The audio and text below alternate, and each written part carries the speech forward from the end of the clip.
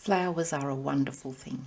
I have quite a few different types of flowers in my garden and they're so fun. They're nothing extraordinary, but they are a never-ending source of inspiration for me.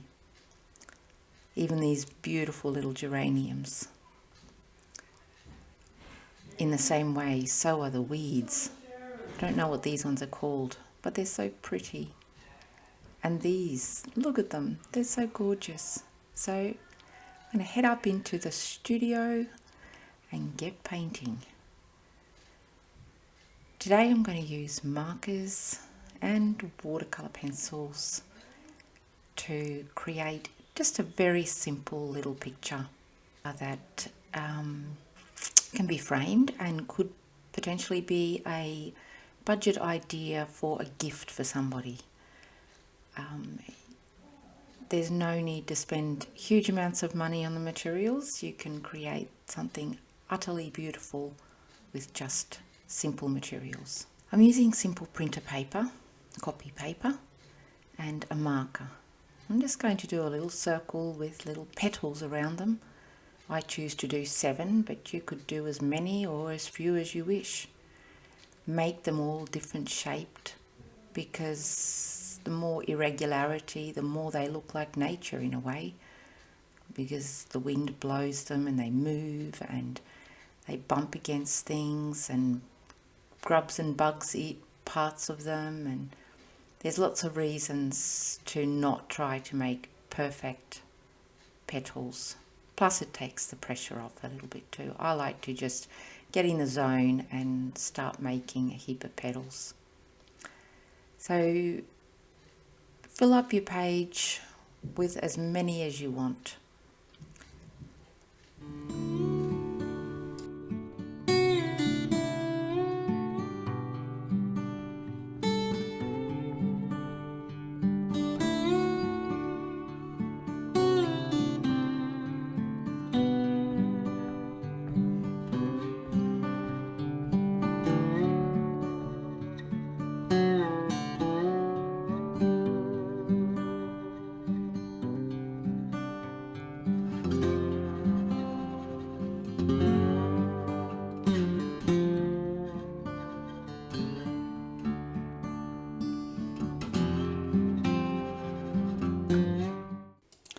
So now I've filled my page with the one type of flower, and to fill in the gaps I'm going to add a slightly different flower with a bigger circle and smaller petals, still keeping the petals irregular in shape and size. I am trying to fill the gaps between the other flowers. If one of the little petals wants to overlap on another flower, I'll just make it look like it's behind. So I'll bring it up to that petal, but I won't go over the petals that are already there. That way we're adding the contrast of not just a different looking flower, but also adding depth. So we're placing these flowers further back into the picture. So adding interest in that way. So have a little bit of fun if you've joined in with me to do this. So now to continue adding fillers for the spaces between the flowers, I'm going to start adding hearts. This is something completely different to the flowers. They're easy to draw, and I love doodling hearts. Usually on the sides of my notebooks and everything is filled with hearts. So I'm going to fill in with hearts. You could do anything you like actually.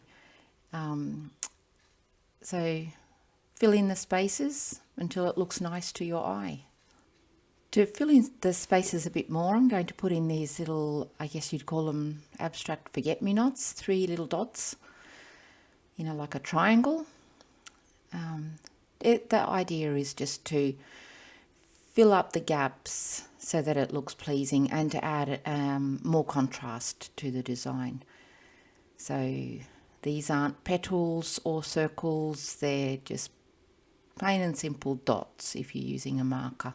If you're using something a lot finer and not a marker like I am, maybe you can do little tiny circles just to help in the look. And here I'm adding a few more hearts.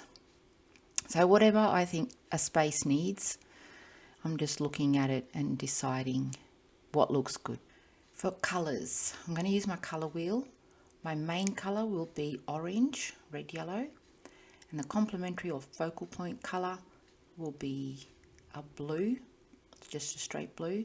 And then I'm going to add some spice colours or accent discord colours, call it what you like, purple and green.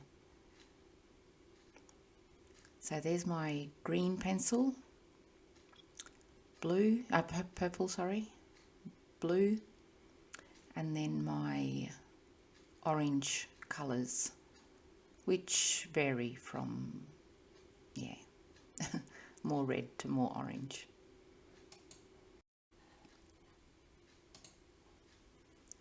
So it doesn't matter what colours you use for the petals or the little centre bits of the flower.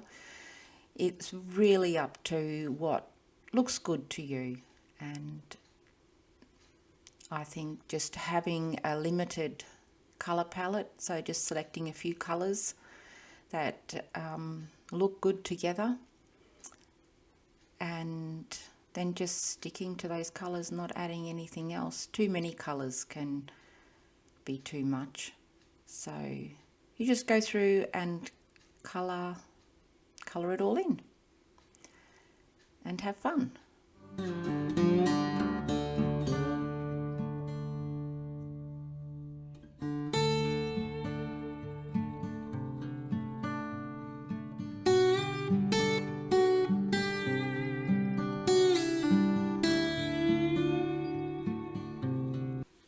With the blue forget-me-nots, I decided in the end to make a bigger petal out of them, just with 3 petals, but without a black outline.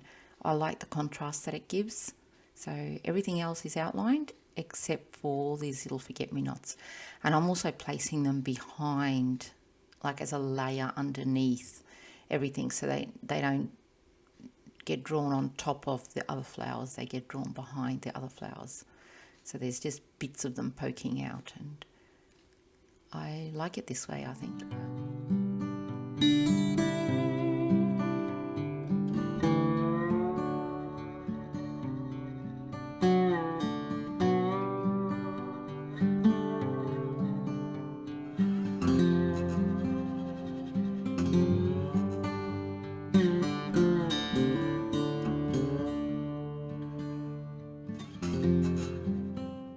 To finish off with the spice colours, I'm going to use the purple as the centre for the forget-me-nots, just a little dot, and then the green will be a couple of little leaves off the forget-me-nots as well. That's the finished painting. Then I'll just put a nice clean thin line edge around the painting and frame it. Thank you for watching.